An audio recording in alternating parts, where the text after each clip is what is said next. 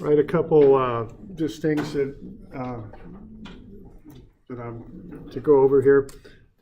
This is that one homework problem that I handed out. It was 174. What I was looking for on this thing was sketches down here, and I figured maybe I'll clarify these a little bit. So what I was looking for on these was a clarification of how things were moving. So this is problem 174. It was just a handout. It's not in the packet, it's a handout. So what I was looking for was a sketch of the velocity of these things, and also to have the angles of the velocity. Well, v sub a is just in the negative y direction. That's fine, just as shown. Now what vb is tangential to the curve that b makes as it rotates about the center there.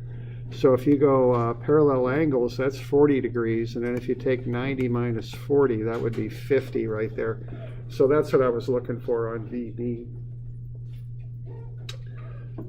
All right, and then the accelerations were a similar kind of thing.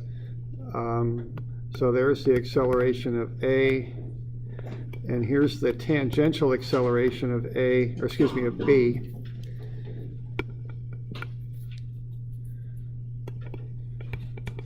And then here's the normal acceleration of B.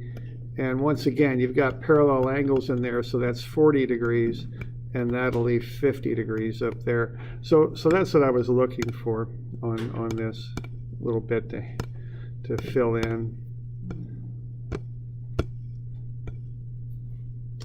So where that 50 is coming from is you got a right angle in there. If you take 90 minus the 40 that you're given, that's where the 50 comes from. Okay. So, we got any questions on that?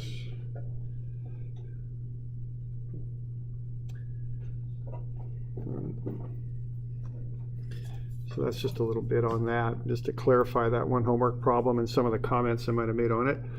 What else do we got here? All right, we've got this thing here. So we're working through this yesterday. Do we have any questions on this thing?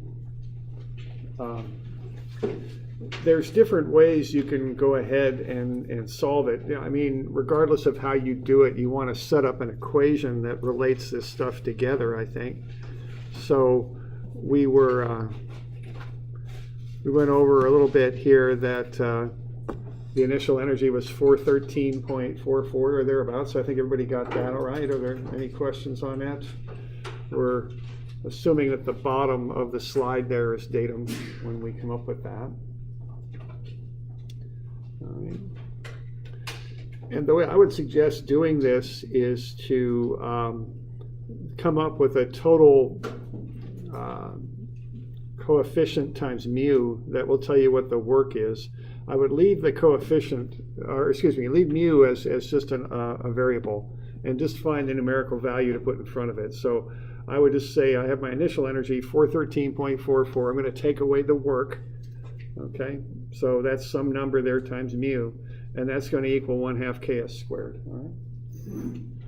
Now, what I would do then would be to just plug in the 6 possible combinations of mu and k, because if you look at the front of the handout there, there's 2 possible mu's, 0.1 and 0.2, and there's 3 possible k's. So between them, there's 6 possible combinations. So I would just go ahead and plug all 6 combinations into that equation and solve it for s. If s is greater than 3, it's not going to work, and if it's less than 3, it will. Now there's other ways to do it too. You can plug in s equals 3 and then kind of see what your, and then maybe, you can only handle one unknown in there, so maybe plug in 0.1 for mu and see what k has to be, and then do the same thing and plug in 0.2 for mu and see what k has to be, and from that determine what the possibilities are. I mean, there's different ways to do it. It's not like you have to do it this way, but this is a real definitive kind of approach if you just plug in the different values of mu and k. All right, so that would be my suggestion, but whatever works for you is fine. Yeah, question there? So that 113.44 is your Yeah, right. That's the energy when the blocks hit the top of the slide there. Okay. Other questions? So the 413.44 is the energy at the top of the slide. All right, so the goal on this thing is to fill in the front. There's some blanks there for your choices there for mu and k and the cost. Now the cost, what you got there, the mu is a cost per foot of slide. The k is just a single value for the shock absorber. Okay, and then so you come up with the cost. And then, get me a MATLAB or spreadsheet printout. Remember, I don't need the code and all that. Just give me a page where you printed it, where you used it, and then do a screenshot or something and print it or something like that. Okay, whatever, or just print the selection. That would be fine. All right, and then the last bit on this is to determine where to set the hole. So you're going to set that hole based on the slide material you chose. So you're either going to choose mu as 0.1 or mu as 0.2, one or the other. Whichever one you pick, just use mu for that, and then figure out where to set the hole so that the package, if there is no shock absorber, so the package will go through the hole, basically. So that's what I'm looking for, that last little bit on it, okay? Let's see.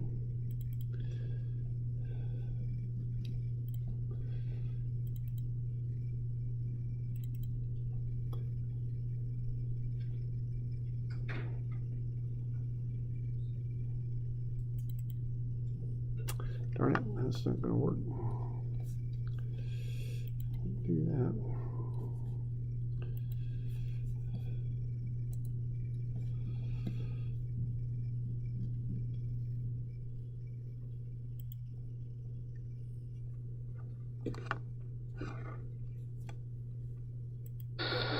So there we go. So we're looking at what should that height down there at the bottom of that hole be? That's what we're looking for, okay? So how far will that block drop right there? That's the H value. All right.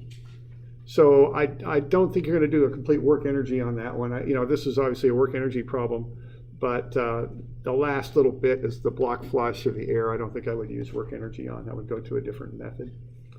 And that is part of dynamics too. It's a lot different than statics, obviously. And the one thing is you got lots of different approaches you can take.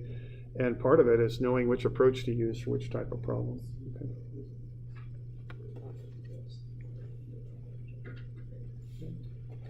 So do we have any questions on that?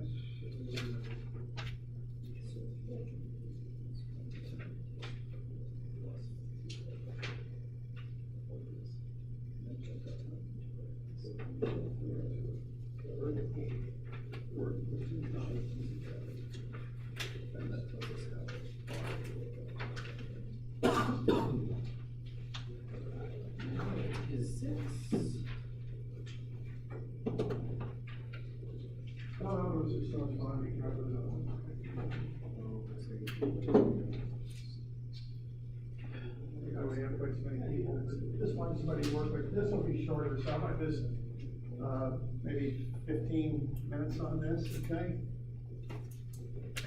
So let's have a look at this one. So I've just handed out another problem here. Now this is available in Moodle, like these things are. So let's go find it in Moodle.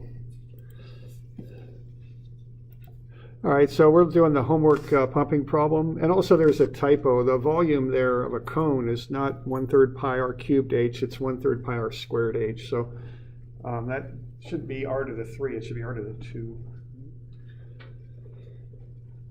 Okay, what we have on this one is, what do we have? Let's see if I can open this thing up. We're going to take water, we're going to pump it into a conical tank is what we're going to do. So let's see if we can find this thing. Maybe pump work. There we go. That just might be it. Open. There we go. So it looks like that. So we got a kind of fanciful little paragraph there to describe what's going on. And then we've got the diagram. and then we got a picture, and we got some information about cones and energy content of fuel and all that. So this is something that you can get into. Hang on. Okay. So this is something you get into in work, a lot of energy analysis. I've done pumping designs and stuff, and it's about energy is really what it's about. So and what you do, if you got one form of energy, you can use other forms of energy to make it happen. You've got the kinetic energy of your car, and what makes that happen is the chemical energy tied up in gasoline, right? I mean, you're converting it kind of inefficiently, but you're getting it to getting that chemical energy in gasoline to push your car down the road is what you're doing.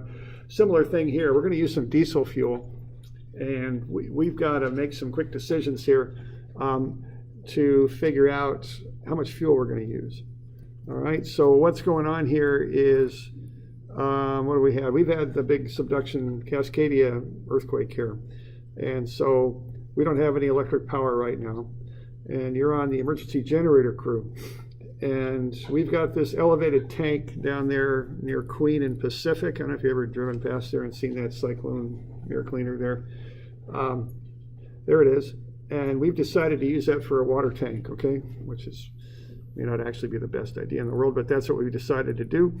And your job is to figure out how much diesel fuel we're going to burn up by pumping water out of the Albany Canal there, which runs right past there.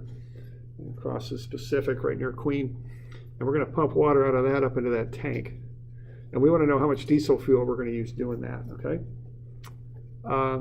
so we're just going to put water in that cone-shaped tank up there, and we want to know how much diesel are we going to use to do that, because we need diesel fuel to run our pump. We don't have any electric power right now. I gave you a few things there: unit weight of water. I gave you some information about a cone. I gave you some information about diesel fuel and efficiencies. So what I'd like you to do is maybe just find somebody to work with and see if you can get a quick shot at how much fuel you're going to use doing that. Okay. So this will be due a week from Friday too, just like the other one. So I did say 50 minutes, but you got more time than that. But we'll spend 50 minutes just kind of seeing what we can do with this here in class. And okay, now in this, I don't know if you remember, if you took statics from me, I kind of told you when you're doing free body diagrams, just get a dimension diagram with forces on it and forget about the picture. It doesn't matter what it is, it's just really when you do statics, you're doing statics on a dimension diagram with forces. Similar thing here. Okay, don't get too faked out about all the superfluous information here. Just boil it down to a straightforward analysis. Okay, it would be my advice on this. And just for starters, what kind of analysis would lend itself to figuring this out if we're taking that water and we're pushing it up into the tank? What do you think there, as far as a general method that you would employ to analyze that?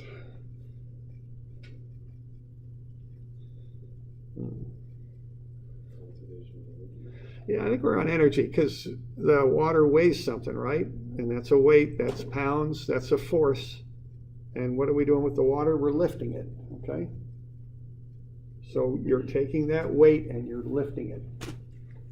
So that should get you a little bit of a start on that. Think of the basic definition of energy, see if you can kind of get a shot at that. And then a good bit of unit conversion here. Watch the efficiency on the pump.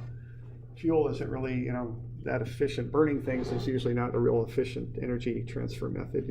You lose a fair amount when you do that. So you'll notice that the diesel motor and pump are only about 12% efficient. Okay. So let's see if you can figure out how much diesel you're going to use doing that. Okay. And let's just spend till about 1:30 or so going over that a little bit. Okay. See what you can do with it.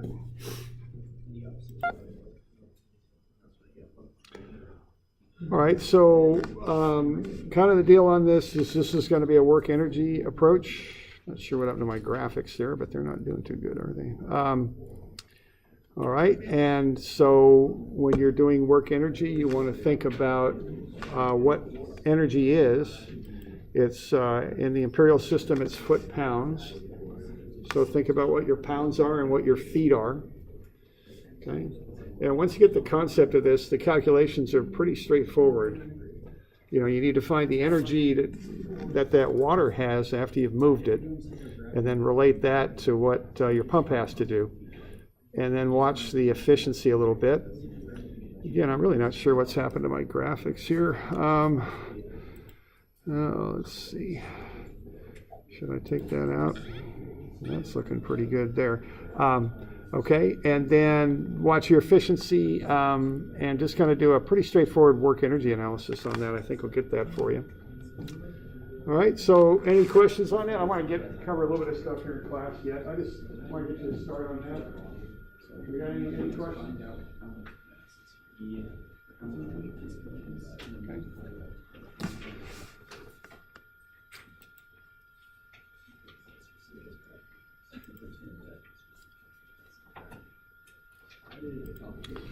All right, the other thing I'd mention on that problem is that I did give you some information there about cones and such. There's probably some useful information down there that might save you a lot of work if you look at that sketch. Might help you a little bit on that, okay? So have a look at the sketch. It might save you a whole lot of working on that. All right. So we can use this work energy in a lot of different forms, but it just boils down to a couple of things. It's force over distance. Force can be weight, okay? If you're lifting a weight, that's the force is the weight, and the distance is how high you lift it, okay? That's all there is to it, really, okay? You do have to do a little bit of investigation on a cone, I think, to analyze that properly. All right. And then you do a little bit of energy conversion, which is just dimensional analysis, and watch your efficiency on that. Okay. Now, let's see.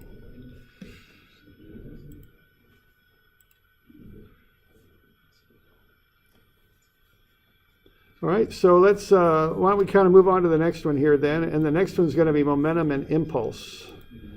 So that's the next kind of topic we're going to look at. This is the last of our three methods that we use to analyze kinetics. So we run into this in a lot of different ways. Whenever I think of momentum, I think of something big, like a big old truck or something. I actually remember I was driving a flatbed once with no brakes in it, and I remember just, I was working on a farm. I was going to crush the boss's daughter's new car, that thing, because I was just slowly creeping up on it in this flatbed, and I hit the brakes, and there were no brakes. The brakes went to the floor, and I felt like I was in the Titanic. I was just getting closer and closer. It was when those little Civics first came over. They were 1,200 cc little things, and they weren't real sturdy, and I just imagined myself smashing this thing. And that momentum, that idea of just slow motion that just won't stop. Once a large, massive object like a flatbed truck gets going, it's hard to stop it. Okay, and really, that's something to realize. If you're ever messing around on the highway, or you don't want to, you have to realize, like a train. The one reason they make such a big issue out of train crossings is trains can't stop themselves quickly. They can't make brakes big enough to stop a train. Same thing with a semi-truck when you're on the highway.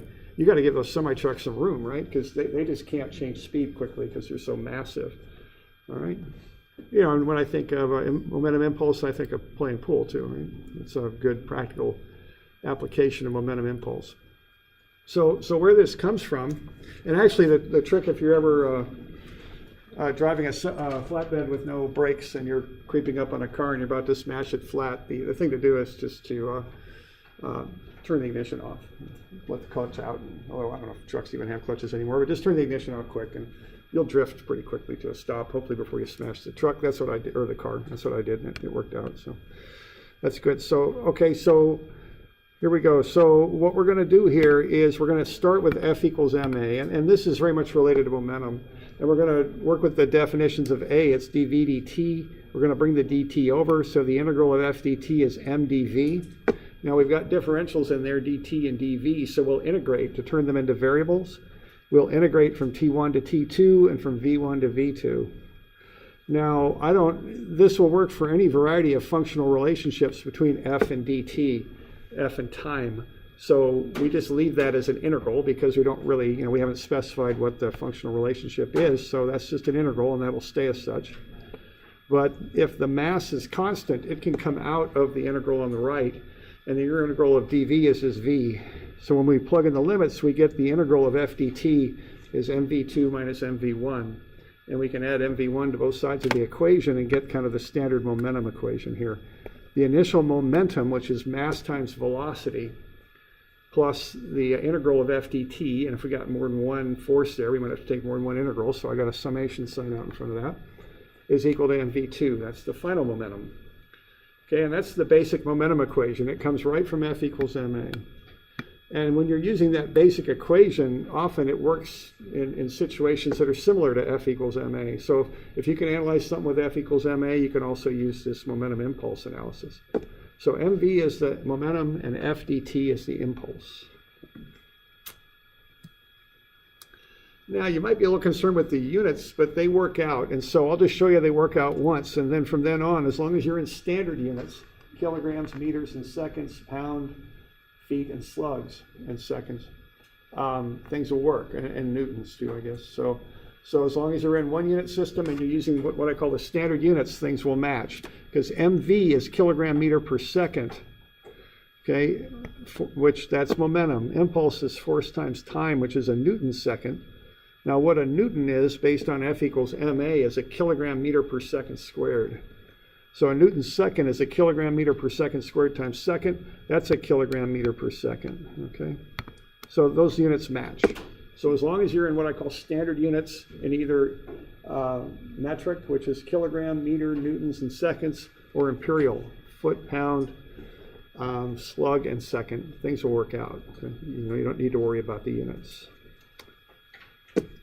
All right, so there's a train that's got a lot of momentum when it starts moving. So people concerned about safety give kids in school a little ruler that says that on it. Trains can't stop quickly. Don't walk or ride around highway rail crossing gates, okay? So that's because of the momentum that the train has. And it's hard to make brakes that can generate enough force to stop that train quickly. Same thing with a semi-truck when you're driving on I-5. You got to stay out of their way. One, because they can't see very well, and the other is they can't stop or speed up very rapidly. Okay. All right, so one example here. Let's have a block going up an incline. We'll have no friction on this, just to make it straightforward. 8 meters per second, 30-degree incline, 50 Newton block. I went ahead and found the mass. So I took 50 newtons and I divided it by metric gravity. I got 5.1 kilograms going up the 30-meter block or 30-degree ramp, which I did the trig there on the 50 newtons. So why don't you get the proper components in their proper location? Which one is 25 newtons and which one is 43.3?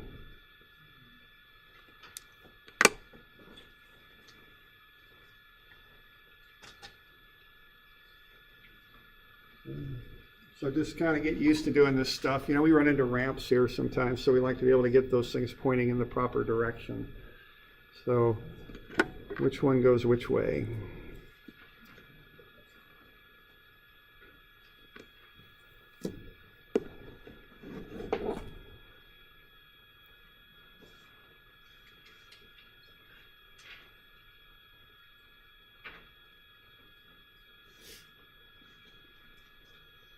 Okay.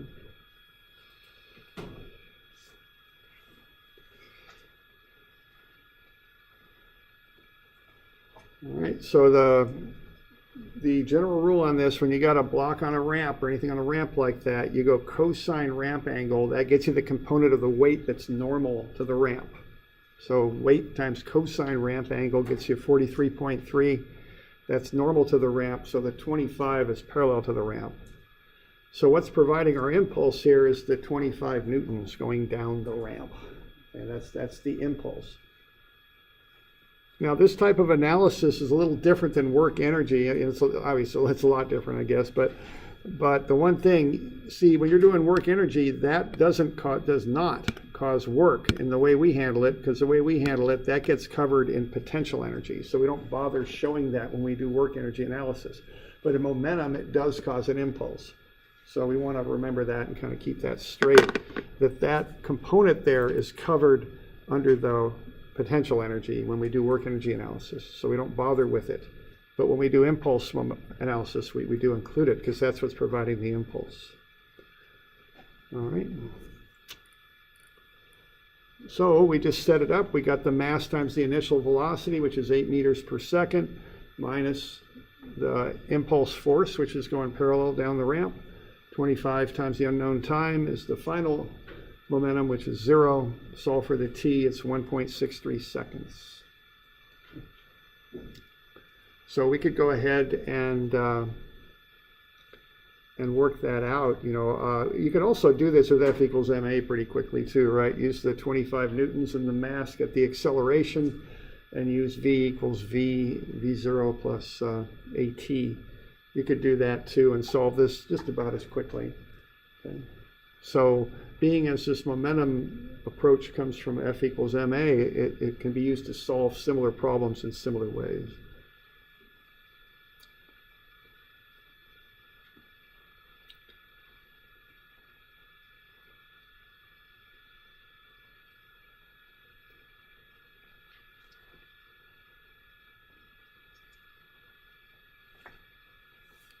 Okay, so we're good with that? That's how I handle this with momentum, with a momentum analysis. Okay.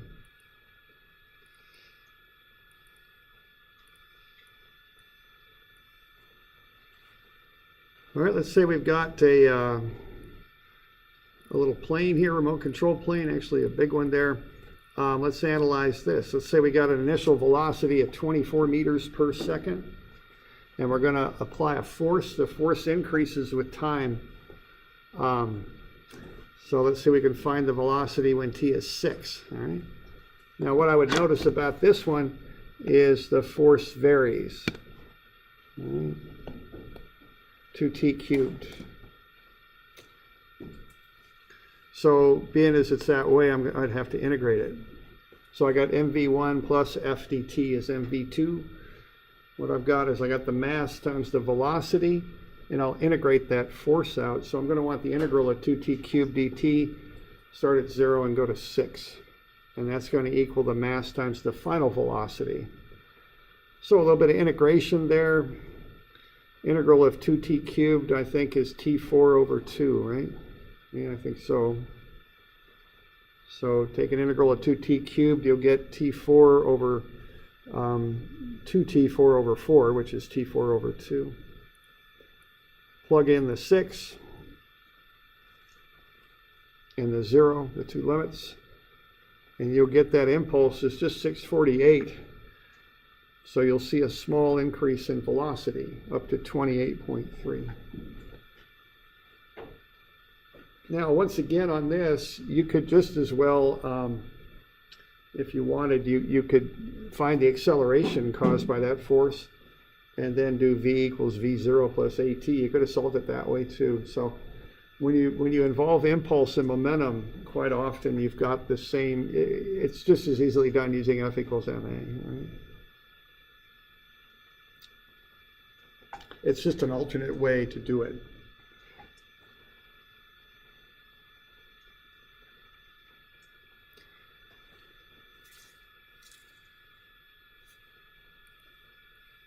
Okay, so that's the deal with that.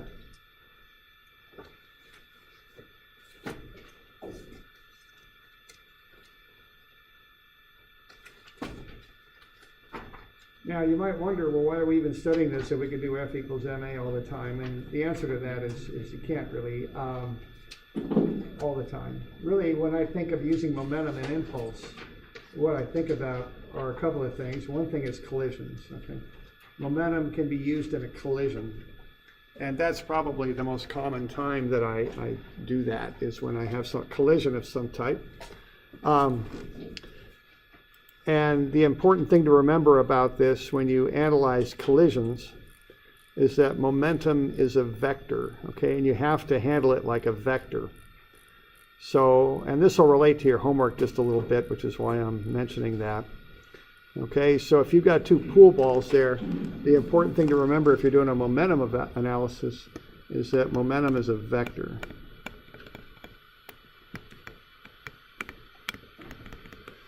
And we really haven't gotten into that yet because all those problems were basically one-dimensional. But it is important to remember this. So if you've got a problem like this where you've got a couple pool balls that are hitting each other and bouncing one off the other, you've got to treat that in X and Y directions. Okay? That's how you would do that. All right. So I'll give you a couple more of these to be doing for next Friday. Now, tomorrow we'll go over that stuff, that review that I gave you for the test, so maybe have a look at that tonight.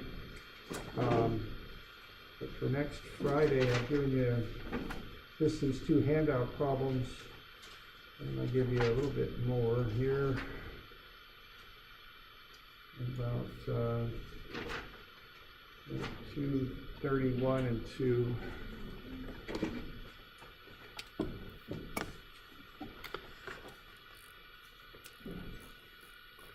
Let's roll this thing back up here. There we are.